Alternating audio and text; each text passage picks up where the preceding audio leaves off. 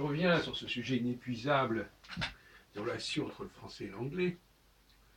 Et je veux faire remarquer, par exemple, pourquoi est-ce qu'on dit en anglais wife et wives, hein? Pourquoi le pluriel de l'anglais est en VES et le singulier de l'anglais en F. Pourquoi est-ce que je pose cette question? Pour ceux qui sont très intelligents, parmi nos auditeurs, ils auront compris que nous avons le même problème en français, mais sur un autre plan. Nous avons par exemple actif et active. Alors, certains diront, mais ça n'a aucun rapport, ça n'a aucun rapport. Ben, c'est comme une coïncidence troublante que cette problématique du if qui devient Yves, on l'est en anglais dans le cas de passage du masculin au pluriel, et en français, on l'a non plus dans le passage du singulier au pluriel, mais dans le passage du masculin au féminin. Ben, quelque part, c'est un emprunt.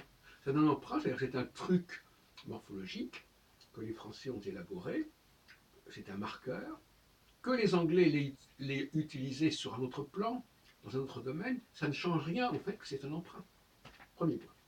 Deuxièmement, et la question, vous savez que j'ai parlé longuement l'autre jour de la façon dont on traduisait tout seul en français vers l'anglais all one, qui donne alone.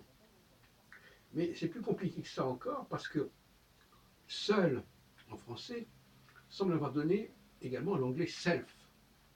Self-service, c'est se servir tout seul, soi-même. Et il y a un autre truc encore plus curieux, mais ça c'est en allemand. Vous savez que le français a influencé à la fois l'anglais et l'allemand dans leur formation depuis des siècles. On a par exemple l'expression dasselbe en allemand qui veut dire le même. Or, quand je dis en français moi-même, je l'ai fait moi-même. C'est-à-dire en anglais qui est rendu d'ailleurs par myself. Voilà. Alors, moi-même, ich selbst. Mais, comment est-on passé de ich selbst, qui veut dire moi-même, à dasselbe, qui veut dire le même? Alors, on dirait, ben là aussi, aucun rapport. Ben non, c'est une coïncidence quand même assez troublante, voyez-vous. Et vous savez que j'ai fait un travail qui s'appelle l'épistémologie populaire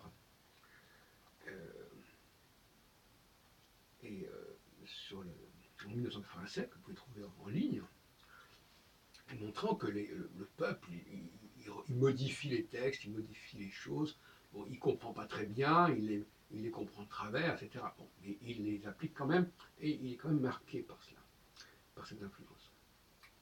Donc là aussi, probablement, par le biais de traduction, de translation, etc., moi-même a été compris comme moi-même, c'est-à-dire moi aussi, moi de même, moi de même, moi de même, moi-même. Donc ce qui fait qu'en allemand, on est passé à de ich selbst à dasselbe. Et je crois que les explications qui seraient, les étymologies qui seraient soi-disant germano-centrées n'auraient pas tellement de valeur ici, tellement le nombre de coïncidences est grand. Voilà, donc ça c'est un premier point que je voulais aborder avec vous, qui est le feuilleton concernant l'influence du français sur l'anglais. Et le feuilleton, comme vous l'imaginez, est loin d'être terminé.